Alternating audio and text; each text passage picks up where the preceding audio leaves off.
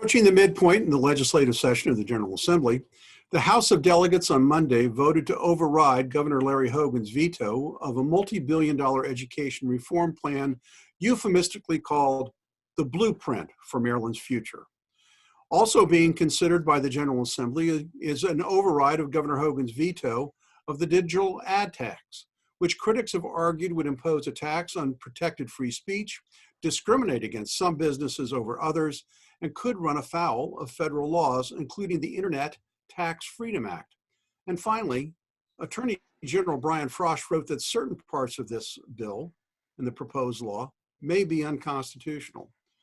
Mark, it's not surprising that the House of Delegates overrode Governor Hogan's veto to increase education funding, but is it wise policy, which is what the governor was arguing? Well, no, it's not, but I almost feel sorry for Controller Francho and Attorney General Frosch because the way the bill deals with a lot of the problems with this legislation is it basically punts to the controller the definitions that are so confused and murky. Does it apply in state? Is it based on IP address? Is it based on where the person is billed? And Attorney General Frosch, who has warned that there are some challenges, some legal challenges associated with this that he as Attorney General will have to defend. So what the legislature has done is basically punted on a lot of the problems with the bill, and others will have to deal with it. Well, I noticed that the Senate President did pass an amendment to try to salvage the digital tax. And was he successful in doing that? Is it really helpful? Well, that was one of the more silly provisions to it, which was a provision that said that businesses can't pass on the tax to their customers. Now, would it be nice if, for example, the sales tax, you could put a provision that a business that says you can't pass it on to the sales tax? I mean, I think we all understand that a cost is a cost, and if a business has to pay it, it's going to end up getting passed on. So I think it really was a kind of an exercise in showmanship and not an example of good sound policy. Mike, I want to shift back and take a look at the education bill that was overridden on the veto.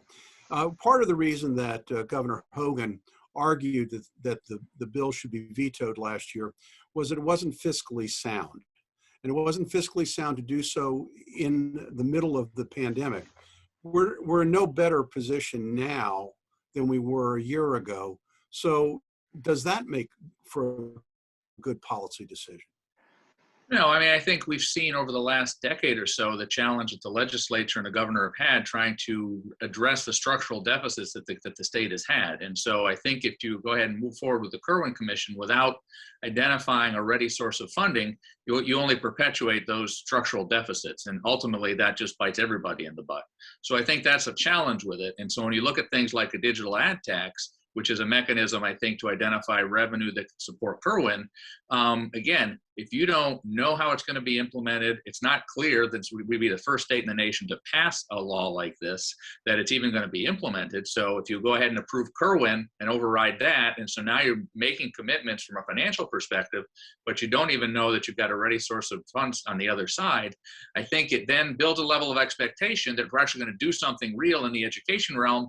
And the reality is the resources aren't going to be there to do it. So I think you've got to have a practical and frank conversation to say, if we have these dollars, we can do these things, but we can't get too far ahead of our skis. Well, when did that ever good sense and policy ever affect the General Assembly? When I first began hosting the show, we talked ad nauseum about the Thornton Plan and how the Thornton Plan was unfunded. And now we're repeating the same mistake. It just seems that education is such a hot button issue, but they're only thinking of education and solutions in one direction, in one manner. It's worth noting that the legislature, the state, is only coming up with a portion of, responsible for a portion of Kirwan.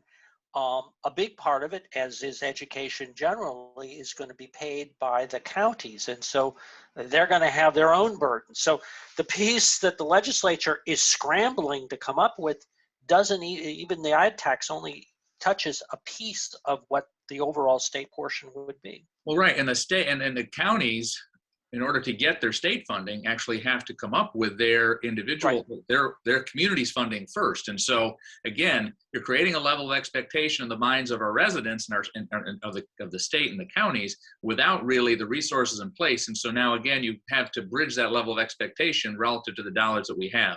And no, Thornton is a great example of that. And we never caught up, and we never fully funded it. And as a result, we never saw the benefits that people hoped we would see. And so we're setting ourselves up potentially for a similar situation with Kerwin. And I think ultimately, who loses?